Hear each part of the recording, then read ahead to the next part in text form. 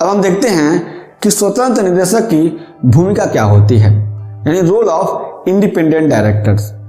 स्वतंत्र निदेशक कंपनी के लिए मार्गदर्शक के रूप में कार्य करता है। कंपनी के स्वतंत्र न्यायिक संचालन में स्वतंत्र निदेशक अपनी महत्वपूर्ण भूमिका निभाता है। स्वतंत्र निदेशक कंपनी के संदर्भ में निम्न महत्वपूर्ण भूमिकाएं होती हैं उसकी।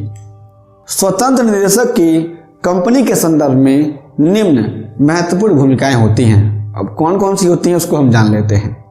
पहला, कंपनी के सफल नियोजन प्रक्रिया में सहायक, यानी जो कंपनी की योजनाएं बनाई जा रही हैं उसकी प्रक्रिया क्या सफल हो, यानी जो भी योजनाएं बनाई जा रही हैं वो ऐसी योजनाएं बने जो कंपनी के लिए हितकर हो, लाभदायक हो।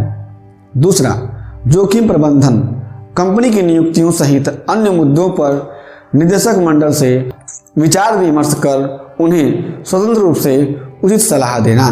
यानी कहने का मतलब है कि कंपनी में जो रिस्क मैनेजमेंट है, यानी कंपनी अगर कितना प्रोडक्शन करती है या सेल करती है तो उसमें कितना कॉस्ट लग रहा है या फिर किस तरीके से हम इन्वेस्टमेंट कर रहे हैं, इन सब चीज़ों में हमारा रिस्क मैनेजमेंट कैसे होगा, जोखिम प्रबंधन कैसे होगा, उसका ध्यान रखना। कंपनी में जो भी नियुक्तियां हो रही हैं, जो भी एम्प्लॉयज़ आ रहे हैं और भी जो हमारे मैनेजर आ रहे हैं उनकी नियुक्ति कैसे होगी, और अन्य मुद्दों पर विचार विमर्श करके उन्हें उचित रूप से संचालित करने का और उन पर सलाह देने का अधिकार, और ये भूमिका होती है किसकी? स्वतंत्र निदेशक की। तीसरा, अंशधारियों के हितों की रक्षा।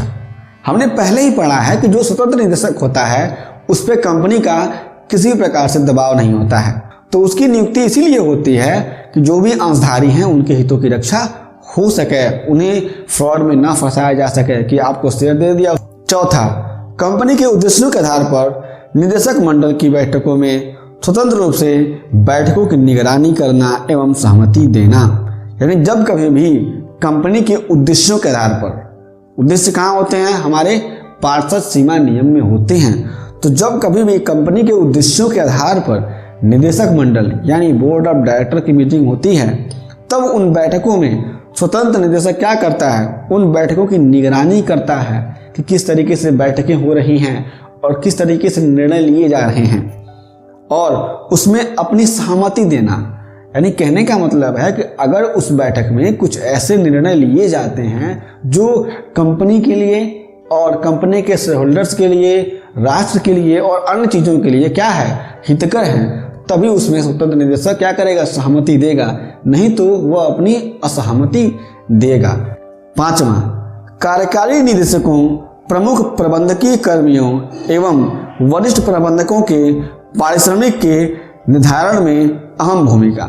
जो भी हमारे कार्यकारी निदेशक हैं, यानी जो रेगुलर काम करने वाले हैं, प्रमुख प्रबंधकीय कर्मियों जो हमारे मैनेजर्स हैं, और जो हमारे प्रमुख वरिष्ठ प्रबंधक हैं, यानी जो मेरे पास हेड ऑफ मैनेजर्स हैं, उनको कितना पैसा दिया जाएगा, उनकी सैलरी कितनी होगी, इसके बारे में भी सलाह देने का और उनकी सैलरी का निर्धारण करने का अहम भूमिका कौन निभाता है? स्वतंत्र निदेशक निभाता है।